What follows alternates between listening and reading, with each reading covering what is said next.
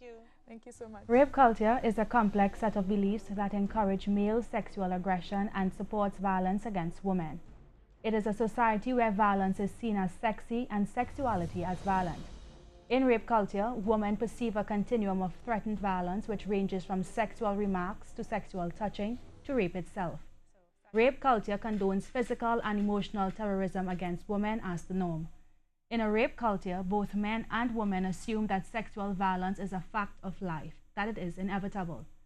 Recent times has seen the re-emergence of a movement aimed at raising awareness of rape culture. Having read the accounts of many victims or survivors of the manifestation of this rape culture, many persons, men and women alike, took to social media where they expressed shock and disgust in equal measure.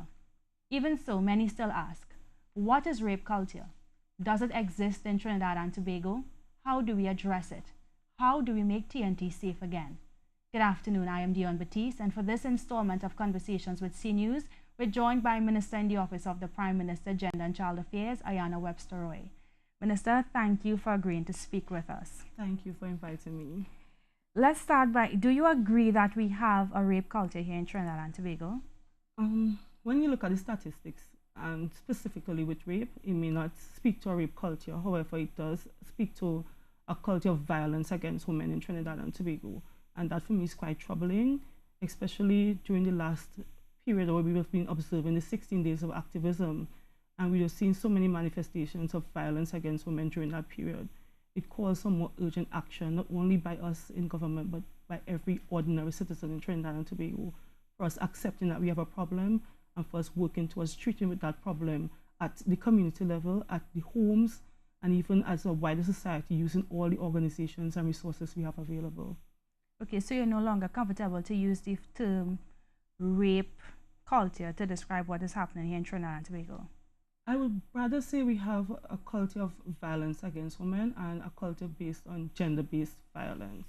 Okay, so you said that every one of us as citizens of Trinidad and Tobago, we have a part to play in eradicating this growing problem. How do you think the average person could go about helping in this regard?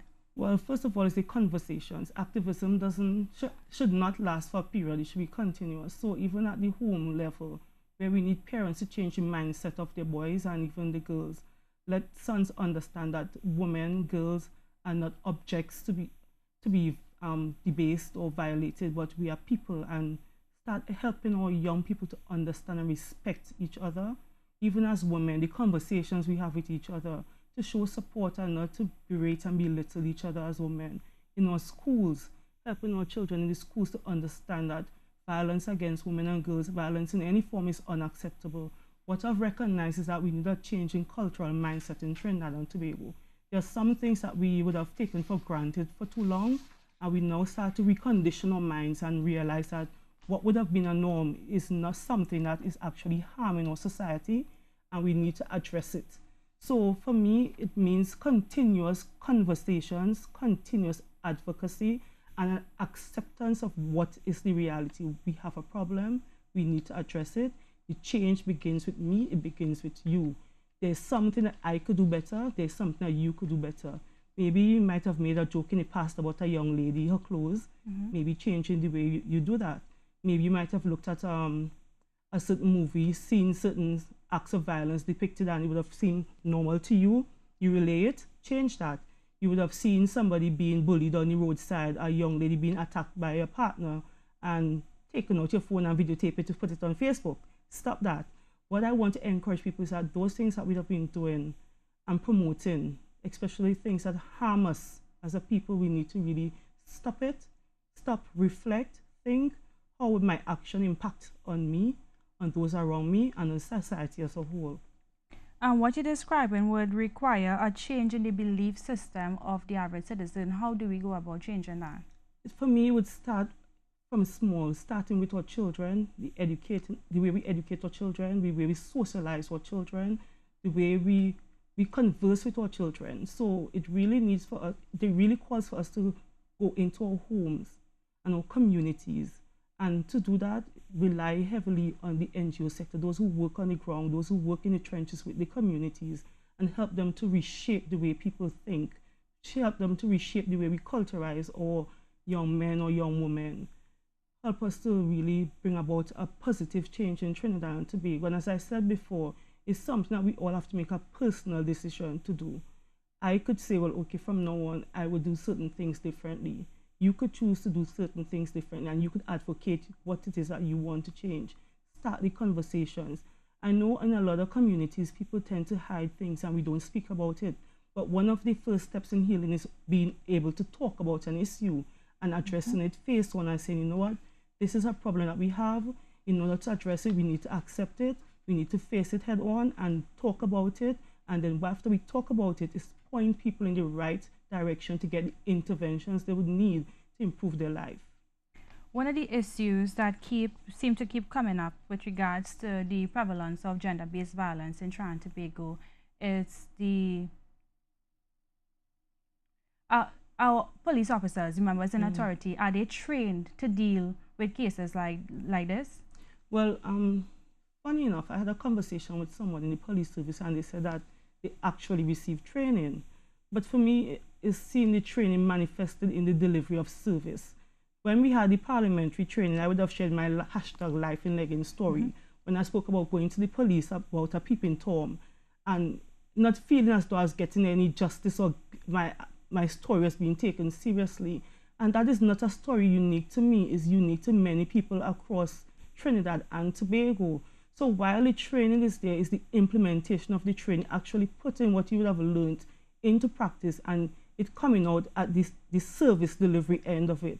So what I would suggest is for us to have more continuous training, and also in the continuous training having people the right aptitude to treat with the situation, because not every, in my opinion, not every officer will be able to treat with a gender-based issue the way we want a person to treat with it. So if we have persons specifically trained for that purpose, who understand, who would have the right attitude and aptitude to deal with it, then we'll come across as though we actually getting the service that we deserve from the police. Okay, in an interview with a survivor of well, rape and violence, gender-based violence, she told me that when she went to report, she was sent to 4 different police stations. Is there any way that things like this could be changed? The policies governing things like this could be amended so that the victims aren't made to feel like they're being victimized all over again? I know. I would have received that story as well. Somebody actually told me that when they went to one police station, they needed to have a female officer present and the officer wasn't there. So they had to go to another station, and when they went to that station, it wasn't the jurisdiction. And you know, the victim at every step of the journey, she had to relieve the pain and, you know, retell this story. I'm positive that there are policies and procedures in place. It's just a matter of having them fully implemented and adhered to. Okay. There has been renewed calls for the use of pepper spray and stuff like that to be legalized here in Trinidad and Tobago, taking into consideration the increase in the number of reports we have of gender-based violence. The latest call being made by Pastor Moses in the funeral for Shannon Banfield. What are your thoughts on this? This is something that you agree with? Is this something that you think government should at least consider? I'm not too sure about the pepper spray story. One of the things that I'm considering is having extensive training in our communities to have women do self-defense, so we know how to safeguard ourselves when we're going out. But also as women, we have to take personal responsibility for our safety. So I will notice sometimes women walking down the street and they have their headphones in and they're not really aware of the surroundings. Now you're vulnerable, you're not sure who is lurking behind you. So we have to start to be more responsible and aware when we're doing things as ladies. We have to take our safety as our #1 priority. Yes, there are things that we would do as government. Yes, there are certain strategies we try to implement. As I said before, I'm looking at self-defense classes for women and girls. However, we have to start to be more mindful and more alert when we are out there. You'll go driving through communities sometimes as an MP, and you see young girls just out on the block late at night walking. They don't have any chaperone, they're not in a group. So they open themselves also again to attack, because at the end of the day, most of the crimes are crimes of opportunity. You see a young lady on her own, she looks vulnerable, she looks small in stature, she might be easy to prey on, and the mentality is to go and pray. while we're doing that, we also have to look at addressing our men, helping them to understand that we shouldn't look at women as potential prey, but women as persons we have to nurture and love and protect. After all, we are the ones who give birth to you. We bring you into this world. So why not nurture us, protect us, care for us, instead of looking at us as easy prey? And that is something I said before, we'd have to come from a change in mindset, really speaking out as women and really having our men join us in that conversation on the way they socialize our boys and the concept of what it is to be a man and to be macho, instead of having macho be aggressive and macho being about having a number of women and macho being, the aggressor. How about telling our young boys that macho could be the soft, nurturing, caring type? Macho could be the person who really knows how to embrace and comfort instead of bring pain. Macho could be about, bringing healing and helping women to achieve their full potential, while you yourself have realized your full potential. So we recognize, for us to address issues of violence against women, we also have to address the issues that would affect the men, and also find the right interventions for those who are perpetrators and those who are leaning towards becoming perpetrators. So we want to encourage parents to look at your children from small. Look for the telltale signs. I read a book one time about a serial killer, and his first crime was actually against a neighborhood cat, where he would have caught the cat, dismembered it, and he would have progressed from there. And in this story, the parents would say that they would have noticed little signs from early, but the father would have said, oh, it's just been a boy. Boys will be boys, girls, sugar and spice and everything nice, and the boys, the other saying. So we want our parents to really be alert. Look for the telltale signs. If you pick up signs of trouble in your children from early, seek the right intervention. We have services available through the schools, through the different government agencies for counseling, etc., so we could bring about the change that is needed in Trinidad and Tobago. Okay, Minister Roy, thank you so much for coming and chatting with us and for sharing your thoughts on the issue. Thank you for having me, and I hope the conversations will continue. I hope so too. Thanks again. Thanks. Okay, you're welcome.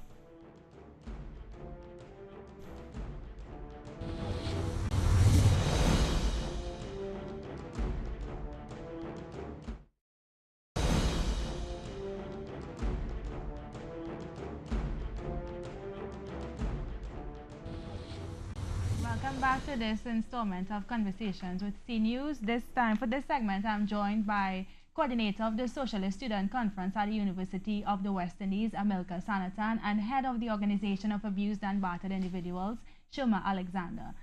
Lady and gents, thank you for being here. Thank you for having us. Thank you. So, Mr. Sanatan, I want to start with you. You would have been privy to the conversation I just had with Minister Ayanna Webster Roy. So my takeaway from what she said, basically, she is of the opinion that we don't necessarily have a rape culture here, but we have an issue with gender-based violence. Care to respond to what she would have said? Well, I do think that Minister Roy established a level of commitment in the way that she would see the solution come forward on this issue of violence against women, that she understood that men have a very important responsibility in being part of this conversation, but also that they need to challenge themselves and the ideas of masculinity in order to really absolve this problem and the pain of gender-based violence. However, there is an area of serious caution and concern, which is that rape culture is somehow distinct from gender-based violence. Gender-based violence is violence against women because they are women. Rape culture is pervasive in society, which makes male aggression and dominance look sexy, but also street harassment and all the experiences that she identified are examples of rape culture. So rape culture doesn't have to do with the incidence of rape. It's the creation of an environment of risk for women. And that is, I find, very concerning in terms of anybody, any citizen doing it. Second, that is why the solutions around self-defense training for communities, as she proposed, that she's interested in that approach. That doesn't address the issue of patriarchy, getting women to fight back, right? I understand why there might be an immediate concern with it, and I understand. We need to really rethink what is the role of the state in addressing gender-based violence at a systemic level, and what they can do to introduce into the education system, as well as the social sector, not just social services, the social sector, to really rethink the idea of gender-based violence. But rape culture is real. It shouldn't be seen as distinct from gender-based violence. And rape culture is pervasive, and we need to be categorically clear about that. Ms. Alexander, care to share your thoughts on that? Well, I agree with Hamilcar when he did the division, as I should say, between gender-based violence and rape culture. And it is, as he said, is a pervasive issue within society. Rape culture is the social norms that we have passed from generation to generation, that we have come to accept as something normal that is happening, that you know, as you will call it, from the catcalling, even in the songs, even in print and media, sexual objectification of women and even men, you know. So it's a culture and an ideology that has been passed down. Gender-based violence comes from the actual physical hitting out, if I should use the word hitting out, and manifesting of the behavior that is in the mental processes of the mind. So it's actually manifesting the mental thoughts physically. You know, you can compile that and say, okay, it's the gender-based violence in the area of physical, sexual, emotional, and so forth. Some persons seem to have an issue, based on some of these posts I would have read on social media, have an issue with the term rape culture, saying instead that what we have is a misogynistic culture here in Trinidad and Tobago. Do you agree? Do you disagree? Do you think there's a difference between the two? If yes, what is it? Well, in a racist society, you have racial discrimination, right? That is just an unfair unemployment practices. Oh, that's just unfair unemployment practice. It's also racism, structural, because it's tied to, Mr. Alexander proposed, around an ideology, which is a belief system about gender that exists. Misogyny is just another way to say the hatred of women. Sexism is that divide around masculinity and femininity. Rape culture is a pervasive sexist culture which says that men are entitled to women's bodies for male desire, oftentimes against the interests of women. So what we see with these words and definitions that are floating around, I love it because it's a consciousness and a vocabulary entering into the popular dialogue and conversation. However, there might be a certain type of intervention that must be made by people within the university, the state, educators, faith-based organization leaders, to bring the definitions, and let's weigh it out and have examples and talk about it. And maybe if our songs and calypsos and soca did it as well, and not the inverse, right, we'd have had a very different dialogue. So the work that Mr. Alexander does at OABI, right? You know what I mean? As much as I stay within the university, the activists always deal with the day-to-day reality. So for them, these definitions are lived, right, by what they see. And it's very difficult in the face when they say something doesn't exist. And on day-to-day experience, people have to push back against the threat of it. Ms. Alexander, based on a lot of the information that's being shared across social media, some which was sent to me personally, a general theme seems to be that a lot of people have no faith in the police service to address these concerns with regards to catcalling and being touched without permission and stuff like that while walking down the streets. A lot of women in Trinidad and Tobago seem to have been victim to this at one point or another. What do you think has to happen for these persons for the faith in the police service to treat with issues like this to be rebuilt? For me, I always believe in education. And the education must not just be the theoretical aspect. You must put that into action for it to become something successful and lived. And where law enforcement is concerned, and we're not just dealing with the police, we're dealing with the Coast Guard, with the Army, anybody in military, there needs to be a strategic development of a training package that would be able to be implemented in these institutions for recruits and also for senior officers. And that training should not just be a one-time training, it should be an ongoing process, like every 3 months, every 6 months, the officers are brought forward again to go through that process of retraining. The aspect of women not feeling empowered or free enough to go to law enforcement to report where somebody groped them or somebody catcalled them in the road shows the clear information to society that they have no faith in the police system to look at this as a serious issue once again because of victim blaming in society, once again because of how women are looked. Well, and some officers would even say, well, the man didn't do you anything. He just gave you a compliment. He just say you have a nice shape. He just say you're behind well rounded. He didn't do you anything when you're coming in the station for that, and it have more serious things to discuss. So it's a overall training of everyone, not just police officers or the military, but from public officials, religious institutions, academia, across the board. Education and understanding the definitions, because sometimes the definitions confuses people. Sometimes somebody would say, but it's saying domestic violence and gender-based violence, but where's the difference? So doing some national awareness around the definitions of the terminologies that we use in society, we need to do that, especially for the man on the ground, so that they would not be confused. And when persons are confused, they're unable to make a proper decision. So we need to clarify. Okay. So whether you call it misogynistic culture, rape culture, or you just want to categorize it as gender-based violence, how do we treat with this? How do we fix it? How do we stop it from happening? We begin a discussion with everyone, because first of all, we need to set a mark in society that this discussion of gender is not a war between men and women. It's not a war between who is right and who is wrong and who is stronger and who is better. It's a discussion for equality, a discussion for acceptance, respect, a discussion to understand that these social and cultural norms which have negatively impacted our families and our communities need to stop. We need to recreate new systems and new cultures and new norms that will carry us into the future. So it starts with an open conversation for change and lead to action. Okay, Amilcar, you raised a point earlier about government's role in eradicating the problem or the pervasiveness of rape culture. What do you think is the government's role in fixing this problem? Right, I think the two major things we could look at right now, but three, their job is a legislative agenda to make more up-to-date the sexual harassment legislation, because it exists.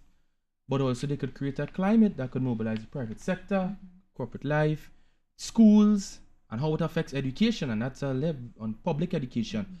As soon as young women begin to go through puberty, they are victims of sexual harassment from primary school. So that is something we could really consider, how it affects education. So bringing sexual violence and how it is ingrained in the economy. Second, make sure they could do the tie between what happens in women's social experiences and the economy. Inequality between men and women also has an economic character because of sexual violence. It's also unproductive for the economy when women are victims of violence. It's a burden on the state in terms of healthcare, and it also denies them their dignity. And last, violence against women is a violation of women's human rights. And that's what we need to see. And the state should never promote a politics of self-responsibility, because it's not women's right to defend themselves against violent men. Amilcar and Sherma, thanks again for coming in, and I really feel like we barely scratched the surface, but we'll continue the conversation. Good. Thank you.